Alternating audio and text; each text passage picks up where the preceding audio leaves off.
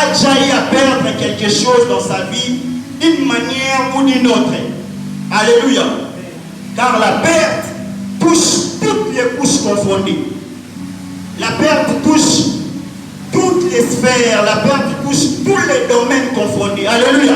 La perte touche la science. La perte touche la société. La perte touche, voire même la religion. Alléluia. La perte touche toutes les couches confondues. Et vous serez d'accord avec moi que la perte c'est un fait normal, c'est un fait ordinaire. Parce que la perte touche toutes les couches confondues. Par là on comprend que la perte c'est un fait normal. C'est un fait ordinaire qui peut arriver d'un jour ou d'un autre. Alléluia. Et je vais remettre un équilibre en disant que nous étant enfants de Dieu, nous étant des serviteurs de Dieu, des chrétiens, nous ne sommes pas appelés à regarder la perte seulement sous un angle ordinaire, mais aussi sous un angle spirituel. Je parle à quelqu'un. Nous étant enfants de Dieu, étant des hommes spirituels, nous ne sommes pas appelés à regarder la perte seulement sous un angle ordinaire, mais aussi sous un angle spirituel. Je vais m'expliquer en donnant cet exemple. Supposons dans une entreprise qui a mal tourné ses dépenses. Bien aimé, vous serez d'accord avec moi que cette entreprise est censée enregistrer une perte à la fin. Pourquoi? Parce qu'il y a eu une mauvaise gestion des dépenses. Cela fait en sorte qu'à la fin, cette entreprise, vouloir ou pas, doit enregistrer une perte. Ne vous inquiétez pas, je suis expert dans ces domaines. J'ai fait commercial informatique. Vouloir ou pas, cette entreprise doit enregistrer une perte. Et là, on comprend que c'est une perte ordinaire, causée par une mauvaise gestion des dépenses. Alléluia. Mais admettons dans une famille où les cocos ont dit que dans cette famille, tout homme qui se mariera après 30 ans mourra, supposons. Tout homme qui se mariera après 30 ans mourra. N'est-ce pas, c'est aussi une perte que cette famille est en train d'enregistrer. Mais c'est une perte qui a pour source les spirituels. Est-ce que quelqu'un me comprend? C'est une perte, mais une perte qui a pour source les spirituels. C'est pourquoi j'aimerais dire à quelqu'un, tout le monde peut voir une perte comme étant une perte ordinaire. Mais nous étant des hommes spirituels, des enfants de Dieu, nous ne sommes pas appelés à regarder la perte sous un seul angle, mais aussi sous un angle spirituel. Alléluia. Et c'est ainsi je vais prier dans la vie de quelqu'un, déclarer sur quelqu'un. Peu importe la perte que tu as causée, peu importe le degré de la perte que tu as enregistrée, aujourd'hui, Dieu sera en train de la restaurer au nom de Jésus. Je pensais que j'étais en train de dire à quelqu'un, je disais que peu importe l'immensité de ta perte, aujourd'hui, Dieu sera en train de la restaurer. Est-ce que je parle à quelqu'un? Alléluia. Et bien aimé dans le Seigneur, dans le passage que nous venons de lire de Job, la Bible est en train de nous parler d'un homme qu'on appelle Job. La Bible est en train de nous exposer les récits d'un homme qu'on appelle Job.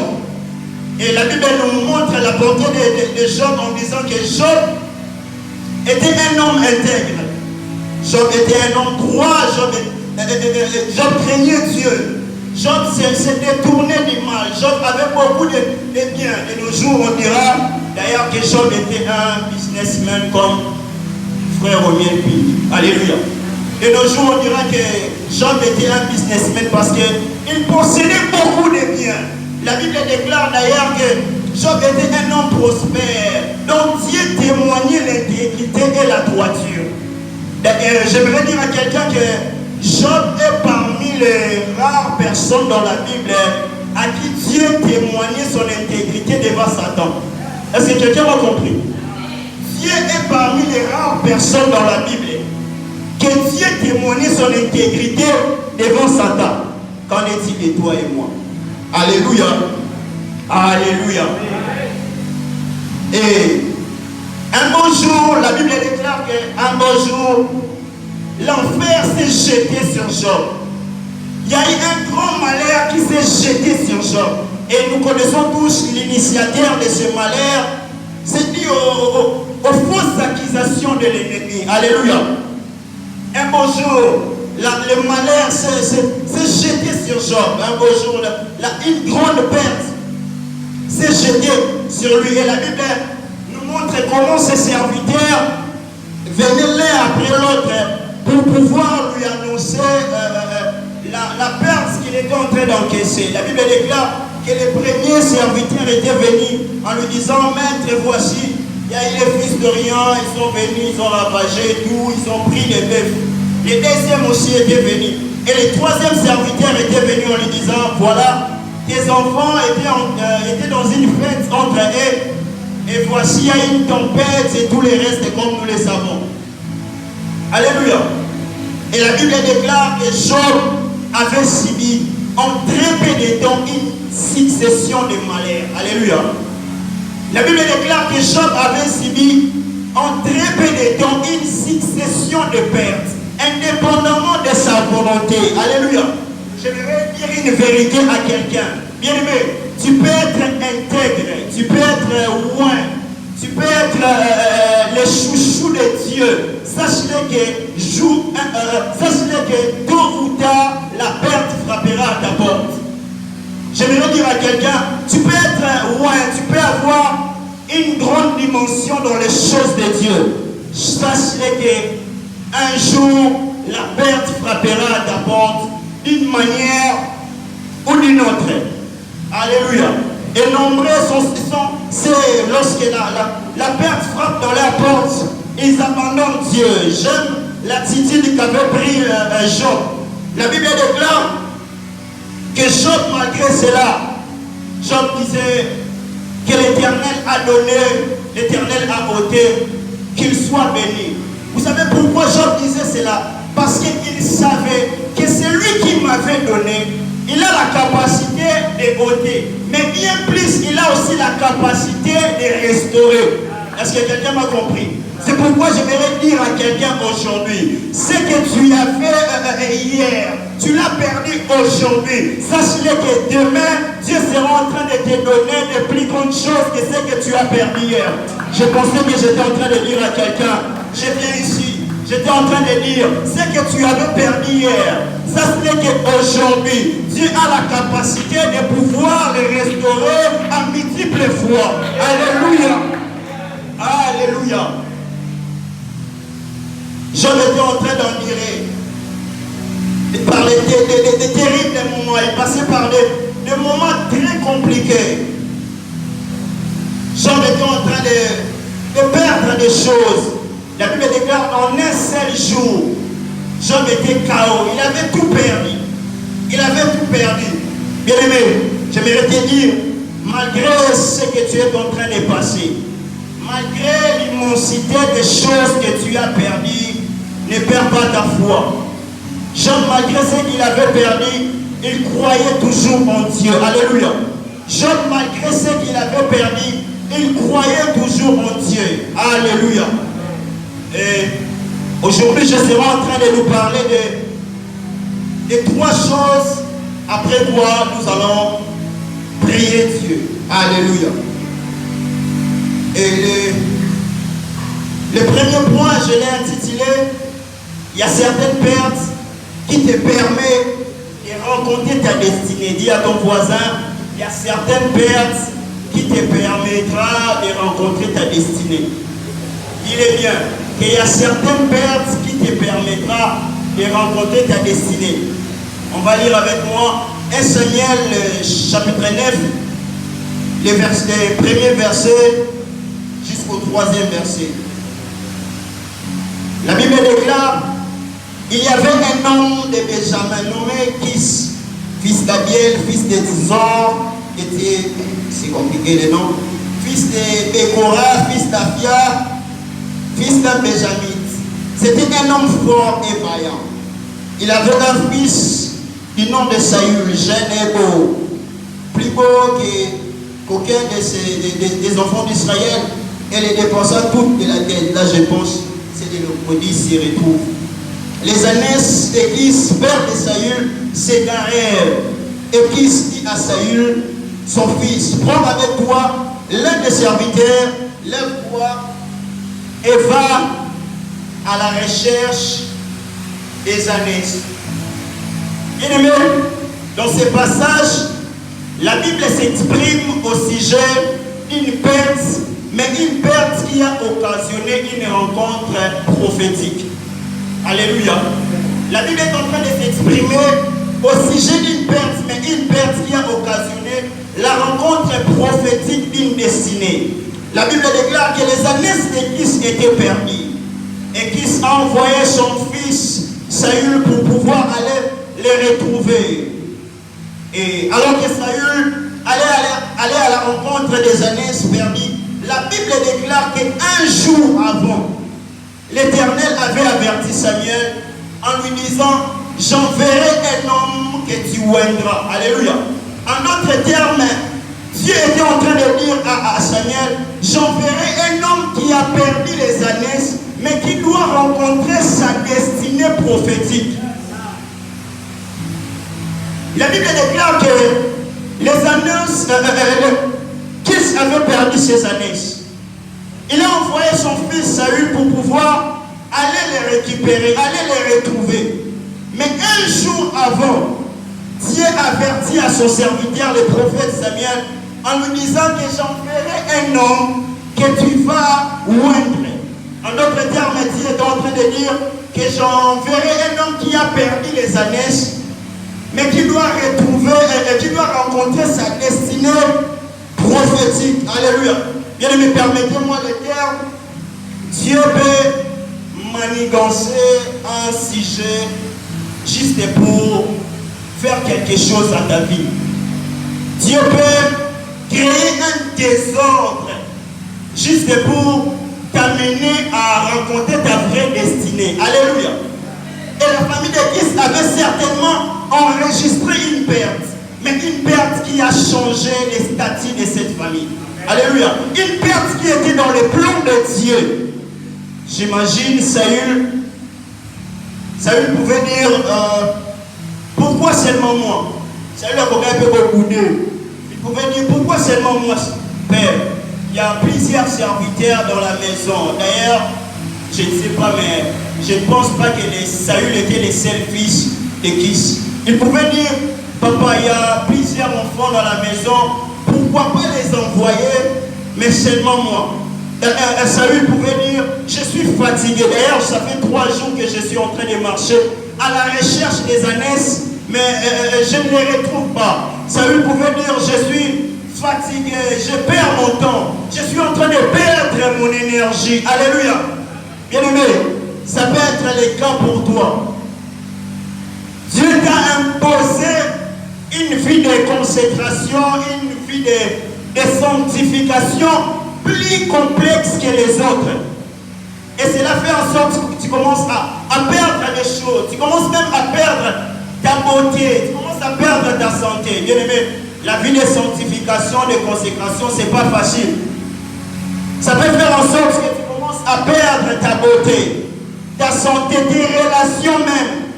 Mais bien aimé, j'aimerais te dire, incline-toi car c'est le plan de Dieu pour pouvoir te faire rencontrer ta vraie destinée. Alléluia. Saül pouvait se dire, Seigneur, mais pourquoi seulement moi? Il y a plusieurs enfants dans la maison, mais pourquoi seulement mon père m'a choisi? J'aimerais te dire que Dieu a un plan pour toi. Alléluia. Saül pouvait se plaindre. Saül pouvait se dire, je suis fatigué. Je suis fatigué. Pourquoi seulement moi? Il y a plusieurs enfants dans la maison. Pourquoi seulement moi? Mais il ne savait pas. Au fur et à mesure qu'il était en train d'avancer, il était en train d'aller vers sa destinée prophétique. Alléluia. Et il y a certaines pertes, bien-aimées, qui arrivent dans nos vies. Il y a Dieu lui-même qui en est l'auteur. Alléluia. Cette perte était arrivée dans la famille de Kis. Pourquoi? Parce que c'est Dieu qui était l'auteur de cette perte. Il faisait cela pour faire rencontrer un homme sa vraie destinée. Alléluia. Dieu peut t'imposer une vie de sacrifice, bien-aimé. Incline-toi parce qu'il sait ce qu'il est en train de faire. Je me rappelle, ici à la Niger, à un moment donné, on nous avait donné un module de sacrifice. Toutes sommes que tu seras en train de toucher, tu dois les donner à la caisse. Alléluia. Et un jour, c'était un vendredi, je voyais le berger Josué venir vers moi. Il était allé prendre son salaire. Il est venu vers moi pour me donner son salaire. Il m'a dit, Romiel, prends cet argent, enlève seulement mon argent de transport et le tout, mets ça dans la caisse. Je me suis dit, waouh, c'est chaud ici. Hein. Et un autre vendredi, la servante de Dieu, Naomi, elle est revenue d'un service. On lui a donné quelque chose. Elle est venue vers moi en me disant, Romiel, prends cette somme, mets ça à la caisse.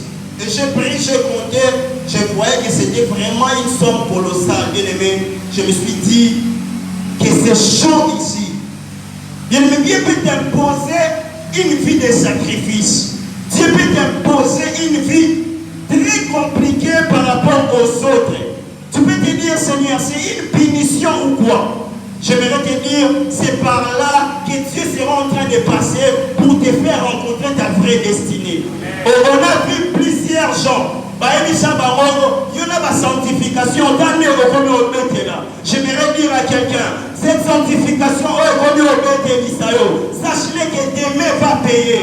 J'étais en train de dire à quelqu'un, toi à qui les gens disent que sache-le que demain, cette perte sera en train de te révéler quelque chose. Alléluia. Alléluia.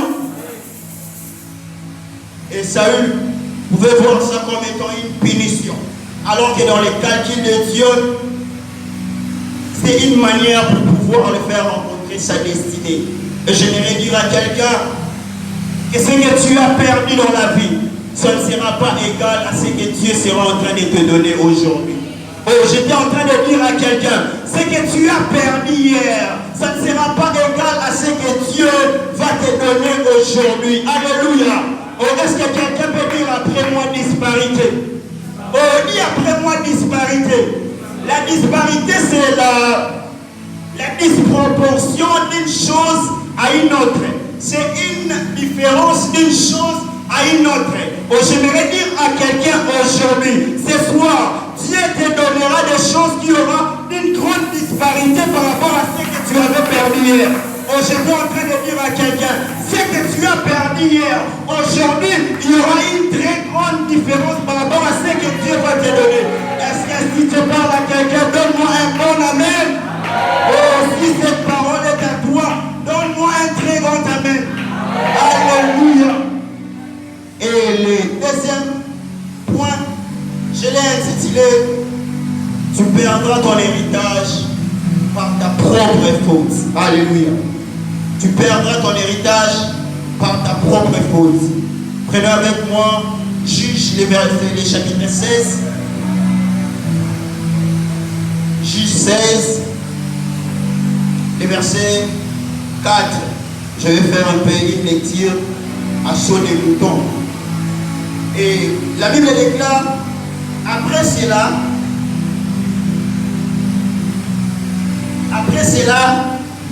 il aima une femme dans la vallée de Sorek. Elle se nommait Delilah. Et le verset 6, la Bible déclare, Delilah dit à Samson, dis-moi, je t'ai pris. D'où vient ta grande force? Et avec quoi il faudrait te lier pour te dompter? Alléluia. Et la Bible déclare dans le verset 16, comme elle était chaque jour à la tourmenter, à les tourmenter, elle importunée par ses instances, son âme s'impatienta à la mort. L'âme de Samson s'impatienta à la mort. Il ouvrit son cœur et lui dit, les rasoirs n'a point passé sur ma tête parce que je suis consacré à Dieu dès le ventre de ma mère. On peut s'arrêter là. Bien aimé, la Bible est en train de nous parler de l'histoire de Samson. La Bible est en train de nous présenter la bonté de Samson en disant que Samson était un juge en Israël.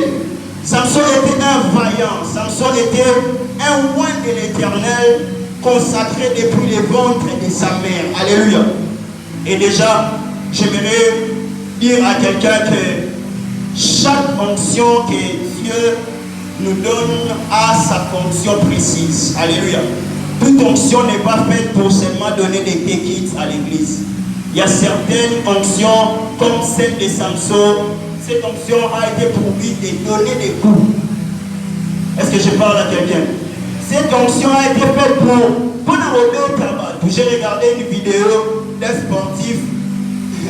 Il s'est dit, c'était cette onction que Samson avait. Son onction n'était pas faite pour donner des téquites, pour prophétiser, non. Mais il était loin de l'Éternel. Son onction a été faite pour donner des coups. Alléluia. Mais la Bible nous montre, c'est par sa propre faute qu'il avait perdu son onction. Alléluia. Samson, par sa propre faute, il a perdu son pouvoir.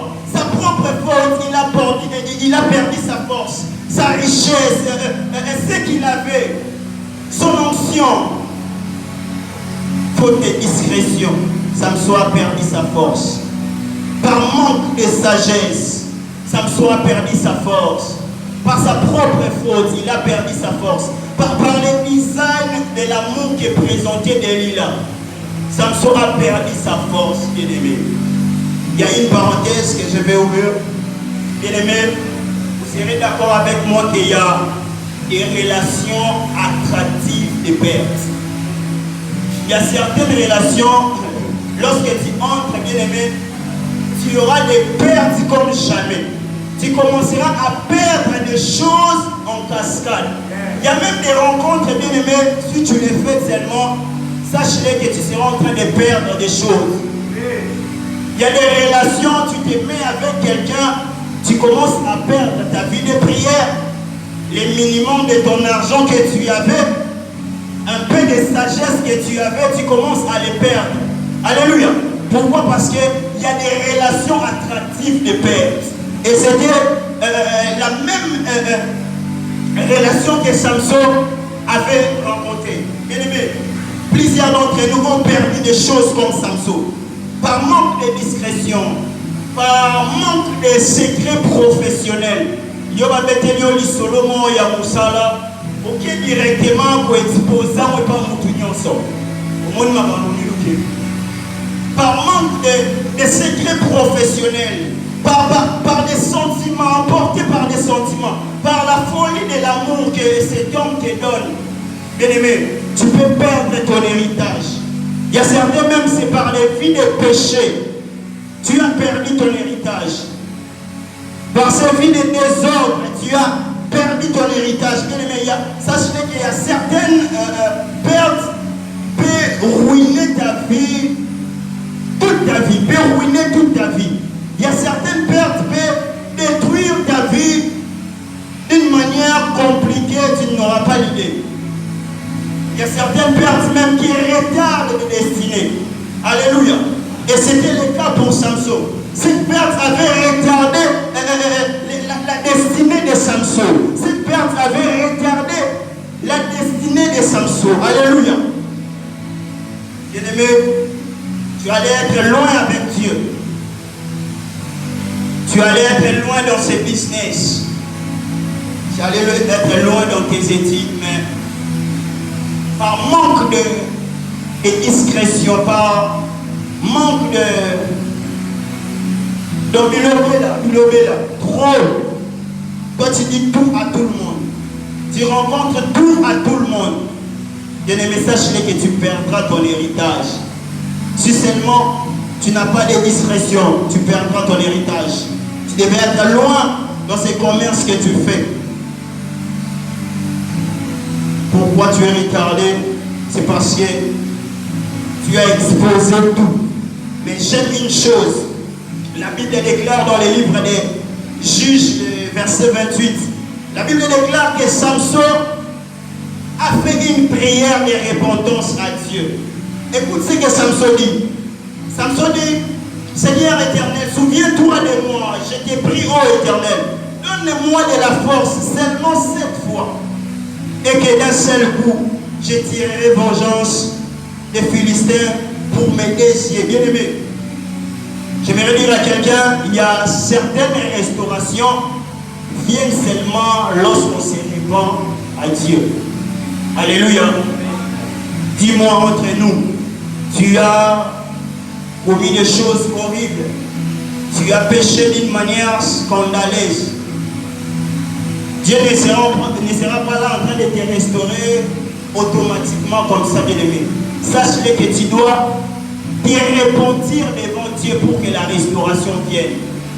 Et ici, dans ce lieu, bien-aimé, plusieurs d'entre nous, on doit se repentir pour que la restauration revienne dans nos vies. Alléluia. Par la vie de péché, bien-aimé, tu as offensé Dieu. Cette vie de péché t'a fait perdre.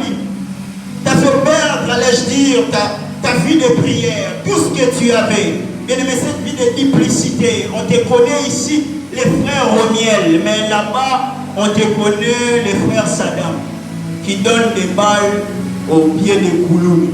Alléluia. On te connaît ici les frères Romiel, mais là-bas, on te connaît les frères Romiel de Bachéry. Tu vois un peu la duplicité. On te connaît ici, chantre de la Mijek, mais là-bas, on te connaît Diego Kao, les masseurs des poitrines, permettez-moi les termes. Alléluia. Bien-aimé, aujourd'hui, tu dois te répandre. Aujourd'hui, tu dois te repentir devant Dieu. Alléluia. Sachez que la repentance oblige Dieu à restaurer nos vies. Est-ce que je parle à quelqu'un? La repentance oblige Dieu à restaurer notre vie. Bien-aimé, lorsque tu viens devant Dieu, tu te répands, Dieu sera obligé de te restaurer. Alléluia. Dieu sera obligé de te restaurer. Pourquoi? Parce que la repentance oblige Dieu de pouvoir nous restaurer par rapport à ce que nous avons perdu. Bien-aimé, aussi longtemps Samson ne se répand pas, sa force ne reviendra jamais. Aussi longtemps Samson ne se répand pas, sa force ne reviendra jamais. Bien-aimé, aujourd'hui, si seulement tu t'abandonnes devant Dieu, il va restaurer ta vie. Alléluia. Aujourd'hui, je ne suis pas venu déclarer en cascade sur les gens, mais je suis venu faire revenir l'esprit de quelqu'un en lui, la conscience de quelqu'un en lui. Alléluia. Aujourd'hui, si seulement tu t'abandonnes devant Dieu, il va te restaurer, bien-aimé, peu importe ce que tu as fait.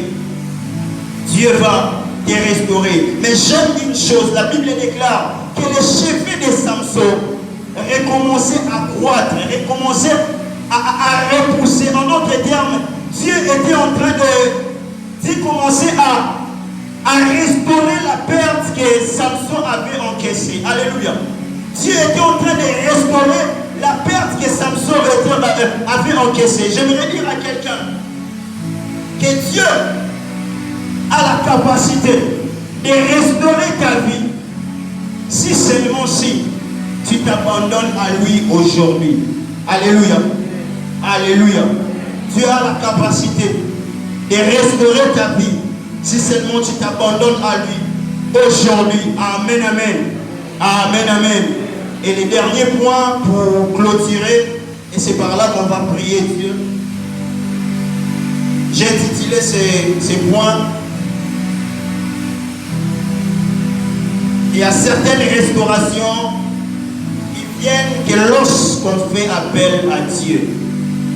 Alléluia. Il y a certaines restaurations qui viennent que lorsqu'on fait l'appel à Dieu. On va prendre avec moi 2 Rois.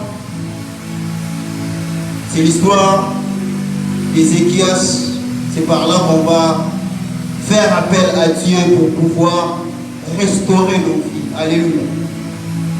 2 Rois, le chapitre 18. Je vais commencer par là, le chapitre 18. Premier verset. La Bible déclare: la 3e année d'Osée, fils de la roi d'Israël, Ézéchias, fils d'Akaz, roi de Juda, régna. Il avait 25 ans, alors il avait 25 ans lorsqu'il devient roi. il régna 29 ans à Jérusalem. Sa mère s'appelait Abil, fils de Zacharie. Il fit ce qui est droit aux yeux de l'Éternel, entièrement comme avait fait David son père. Et le 5e verset, la Bible déclare: il mit sa confiance à l'Éternel, le Dieu d'Israël. Et parmi tous les rois de Juda qui vinrent après lui, ou qui les précédèrent, il n'y avait point de semblable à lui. Il fut attaché à l'Éternel. Il ne se détournait point de Dieu. Alléluia. La Bible est en train de nous parler d'un homme, d'un roi, un jeune homme de 25 ans, devenu roi, qui avait remplacé son père Akaz. La Bible nous parle d'Ézéchias. Ézéchias, un tout petit peu comme Job, lui aussi était un homme droit. La Bible déclare que Ézéchias, il craignait Dieu. Ézéchias marchait selon les voies de l'Éternel. Il avait même détruit les statues de faux dieux qui étaient en Juda. Alléluia. Mais il y a une chose qui se passe. Dans le chapitre 20, la Bible déclare que Ézéchias était tombé malade. Alléluia. Suis-moi bien. La Bible déclare que dans le chapitre 20, Ézéchias était tombé malade. Et Dieu a envoyé son serviteur, le prophète Ésaïe, pour pouvoir aller lui dire que cette maladie t'amènera à la mort. Dieu avait pris soin de pouvoir annoncer à son serviteur Ésaïe pour aller dire à Ézéchias, parce que cette maladie va t'amener à la mort. Alléluia. Mais j'aime l'attitude d'Ézéchias. La Bible déclare, lorsque Ésaïe a dit ces choses, Ézéchias tourna son visage contre le mur et pria. En d'autres termes, Ézéchias, lorsqu'il a entendu ces choses, sa première réflexe était de faire appel à Dieu. Vous savez pourquoi Ézéchias avait fait appel à Dieu? Aussi longtemps, le prophète Isaïe était là. De nos jours, on allait dire, si seulement Dieu te dit ces choses, tu allais avoir le réflexe de pouvoir aller directement vers ces prophètes, lui dire, prophète, comme tu as réussi cette vision, prie pour moi. Mais Ézéchias n'avait pas pris soin de parler avec Isaïe. Pourquoi? Il savait son problème, sa préoccupation. C'est Dieu qui avait la capacité de pouvoir la restaurer. Alléluia.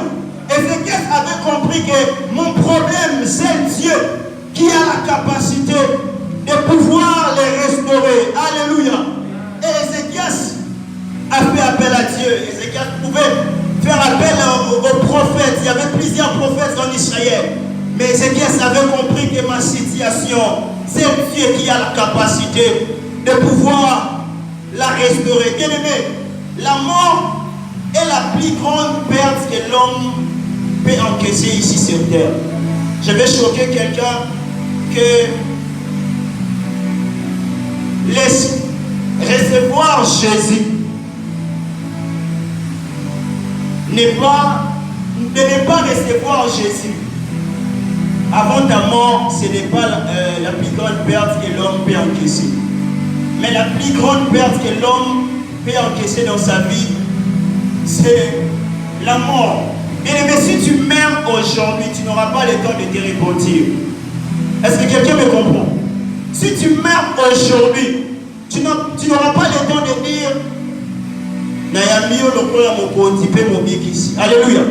Mais sur un lit d'hôpital, tu peux avoir la capacité de faire une prière de repentance et Dieu peut restaurer ta vie. Mais si seulement tu meurs aujourd'hui, bien aimé, sache-le que tu n'auras pas ce privilège de faire appel à Dieu. C'est pourquoi la mort était pour Ézéchias la plus grande perte qu'il pouvait encaisser. Il voyait que si seulement je meurs aujourd'hui, c'est fini pour moi. Donc je dois faire appel à celui qui a la capacité de ramener la mort à la vie. Alléluia. Et j'aime une chose, la Bible nous parle d'une histoire dans le livre de Matthieu 20. La Bible est en train de nous parler de des aveugles. Ces deux aveugles s'étaient nés au bord d'un chemin. Ces deux aveugles s'étaient nés au bord d'un chemin. Ils entendaient Jésus était en train de passer. J'ai fait des parallélismes par rapport à nous, conseillers, et à ces deux aveugles. Bien aimés, ces deux aveugles ne voyaient pas. Mais ces deux aveugles attendaient, ils étaient en train d'entendre que Jésus était en train de passer. J'aimerais dire à quelqu'un, si ces deux aveugles ne voyaient pas, mais ils étaient en train d'attendre que Dieu était en train de passer, à combien plus forte raison, toi et moi, à qui nous avons la conscience que Dieu est dans ces lieux. Alléluia. Ces deux aveugles, ils étaient en train d'attendre seulement que Jésus était en train de passer. Mais toi et moi, bien-aimés, nous avons cette conscience qu'ici en Seigneur, il y a un véritable Dieu capable de restaurer ta vie. Alléluia. Et le deuxième parallélisme, bien-aimé, ces deux aveugles se tenaient sur un chemin. La Bible déclare qu'ils étaient sur un chemin. Et ils ont entendu que Jésus était en train de passer. Et ils ont crié à Dieu. Ils ont fait appel à Dieu. Bien aimé, si c'est des aveugles qui ne voyaient pas, qui entendaient seulement, ils se tenaient d'ailleurs sur un chemin. Jésus avait la capacité de pouvoir restaurer ses cieux. À combien plus forte raison, toi et moi qui sommes dans la présence de Dieu, j'aimerais te dire ce soir, alors que tu seras en train de faire appel à Dieu, Dieu sera en train d'apporter une restauration authentique dans ta vie. Je suis en train de dire à quelqu'un, fils des aveugles, et en cours de chemin, toi et moi nous sommes dans la présence de Dieu. J'aimerais te dire, aujourd'hui, si seulement tu fais appel à Dieu, tu seras en train de vivre une restauration en cascade. Est-ce que je suis en train de parler à quelqu'un? Alléluia. Alléluia. Bien-aimé, et Jésus est venu. Il leur a demandé, que veux-tu que je fasse pour vous? Bien-aimé, cet après-midi, Dieu dans sa présence demande à quelqu'un, qu'est-ce que tu veux que je restaure dans ta vie? Alléluia. Cet après-midi, Dieu est en train de demander à un jeune, qu'est-ce que tu veux que je restaure dans ta vie? Tu veux que je restaure tes études? Tu veux que je restaure une relation de prière que tu avais? Tu veux que je restaure l'intimité avec moi? Tu veux que je restaure ton business ou quoi? C'est cette question que Dieu est en train de poser à un jeune ce soir. Alléluia. Bien-aimé, Dieu sera en train de restaurer ta vie. Si seulement ces aveugles pouvaient crier à Dieu et qui ne voyaient pas, bien-aimé, à combien plus forte raison, toi et moi, qui sommes dans la présence de Dieu, aujourd'hui, si tu fais appel à Dieu, Dieu sera en train de te restaurer. Ah, la Bible déclare, invoque-moi, je te répondrai. En d'autres termes, dans notre version, la Bible déclare que fais appel à moi et je te répondrai. J'aimerais dire à quelqu'un, aujourd'hui, si tu fais appel à Dieu, Dieu sera en train de restaurer ta vie. Pas demain, ce soir. J'étais en train de dire à quelqu'un, si tu fais appel à Dieu aujourd'hui pour ta situation, Dieu sera en train de te restaurer. Alléluia. Et j'aime une chose, la Bible déclare dans le livre de Chroniques, il y avait un homme qu'on appelait Jaïbeth. Lui d'ailleurs, il était considéré. Mais au-delà de cette considération, cela ne lui suffisait pas. Il avait bien plus, il avait en fait beaucoup plus de considération, si je peux le dire comme ça. Il voyait comme s'il était dans un étouffement. Et la Bible déclare que Jaïbeth a fait appel à Dieu. Si tu me bénis, si tu étends mes limites, bien-aimé, aujourd'hui, si tu fais appel à Dieu, Dieu sera en train d'étendre tes limites. J'étais en train de dire à Dieu, aujourd'hui, si seulement tu fais appel à Dieu, Dieu sera en train de restaurer ta vie. Oh, ce que tu avais perdu dès le 1er septembre, j'aimerais te dire qu'aujourd'hui, Dieu va les restaurer. Oh, je pensais que j'étais en train de dire à quelqu'un, est-ce qu'on peut augmenter la mélodie? Aujourd'hui, si seulement tu fais l'appel à Dieu, Dieu sera en train de te restaurer. Ce que tu avais perdu dès le 1er septembre, Dieu a la capacité de les restaurer aujourd'hui. Ce que tu avais perdu dès le début de cette année, Dieu a la capacité de les restaurer en cette fin d'année. Je pensais que j'étais en train de dire à quelqu'un,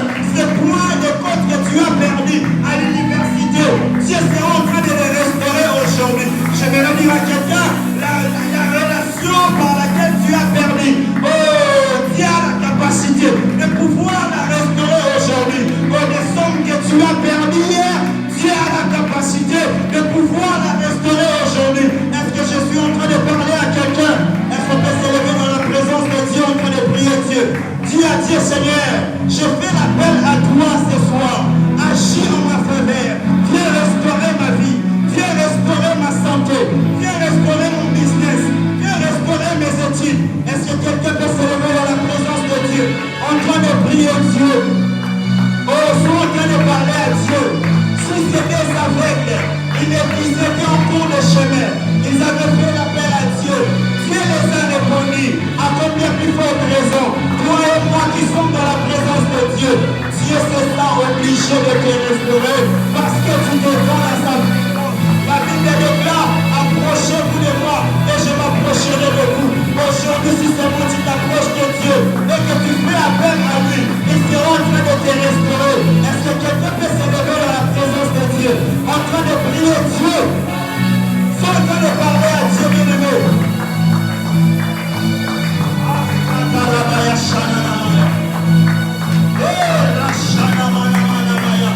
La Bible déclare, invoque-moi, je te répondrai.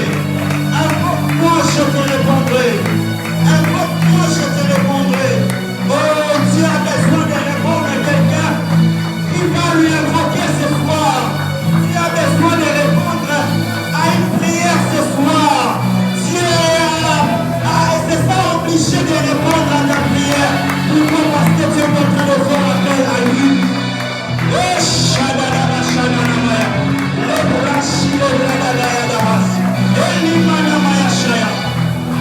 Son